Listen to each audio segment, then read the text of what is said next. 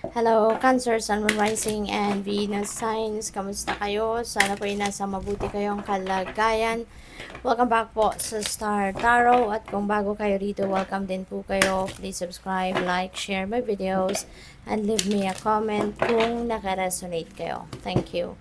So first message ni Cancer, we have looking deeper. Deep within me is a majestic radiance. Ayan, so you are going to be recognizing, 'di ba, your radiance sa ngayon. Maaari din kasi na may panahon ngayon na talagang kasi maaari no na nakabakasyon na din kayo sa ngayon. So you have more time for yourself na, you have more time na kilalanin no ang sarili ninyo. May panahon para magmuni-muni, 'di ba? Kaya maaaring na mas nakikilala ninyo sa ngayon. May pagkakataon kayong mas makilala yung sarili ninyo, no? Kaya you are going to recognize that radiance, no, from deep within you. At maaaring meron kayo ritong pagkakataon no na mailabas ito at mai-share ito sa ibang tao, no? So, what else? We have savoring pleasure. I fully embrace bliss in my life. Napakaganda, diba? Kasi you are going to savor pleasure.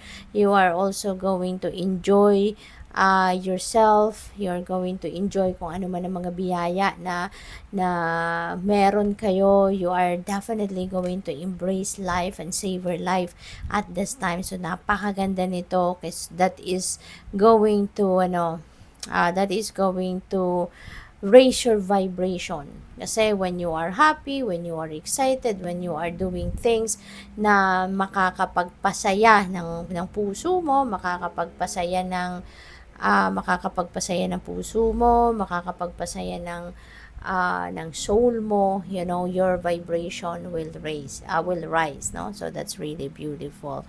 So what else? We have simplifying your life, no? Cleaning time sa ngayon. So talagang most likely marami nga kayong panahon sa ngayon para sa sarili ninyo at para sa bahay, 'di ba? So totally napakagandang pagkakataon na siguro nakabakasyon nga kayo, no? You have more time ngayon to step away, 'di ba, from your trabaho at pag-focusan naman ninyo ngayon yung inyong sarili, yung inyong living space, tulad ng nakikita natin sa card, no, naglilinis, no, yung babae. So it's time to declutter your life, no? You are going to be decluttering your life, cleaning your life, no? Hindi lang yung physical living space, opisina, bahay, yung lilinisin ninyo, mag-organize kayo, magsusort siguro din kayo ngayon, ng mga bagay, no, na nasa bahay, mga gamit.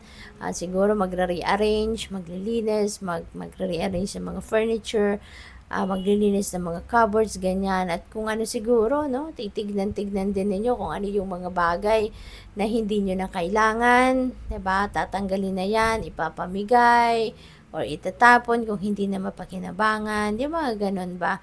And also, no, feeling ko din dito, even your energetic field, you are also going to clean that up.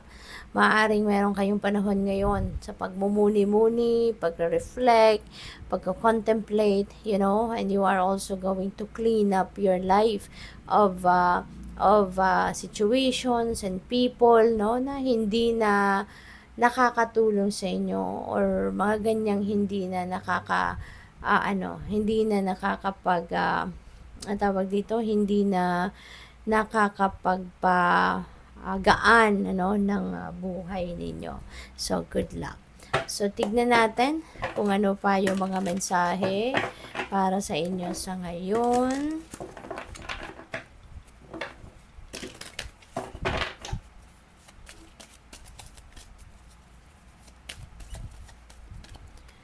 We have number 24, adjacent possibilities. Ayan. So, This is an eye-opener para sa inyo, Cancer, na wag lang kayong mag-focus sa kung ano lang yung nakikita ninyo.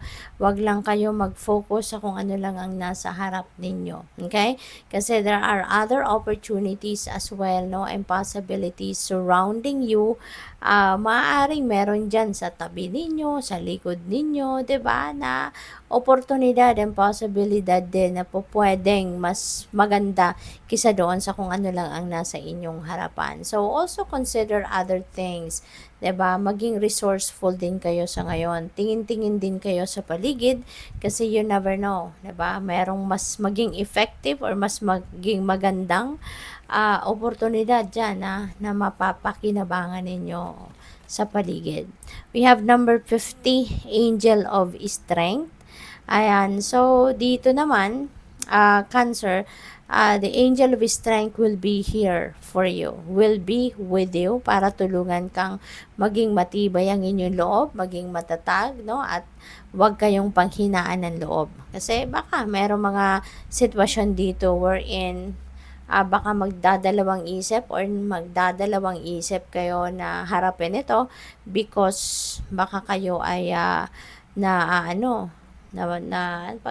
panghihinaan ng loob kaya magpo-procrastinate. So, wag kang mag-alala. Angel of Strength will be here for you and with you to help you, no, na makayanan mo ito, na harapin mo ito kung ano man ang mga struggles na meron. So, we have Yin Yang, number 22. This is balance, no? Cancer. This is balance. The divine universe is going to help you na maibalik ang balanse sa buhay ninyo. Maaari din sa ngayon, since you have simplifying your life energy, so most likely, ito na yung magiging susi para maging balanse na ang lahat. Kasi, kasi before you do this, no? For sure, alam mo na kung ano yung problema. For sure, alam mo na kung ano nasaan yung diferensya. Kaya you will be able to fix it. Aayusin mo, isi-simplify mo, i-organize mo, yung ganon. Okay? Yung buhay mo. Kaya, ito na yung simula ng pagiging mas maayos at mas magiging balanse, no, ang kaganapan sa buhay ninyo. So, we have number 41, 7th chakra. This is downloads, no? Merong mga downloads dito na paparating sa buhay ninyo. So, importante, no, na makinig kayo.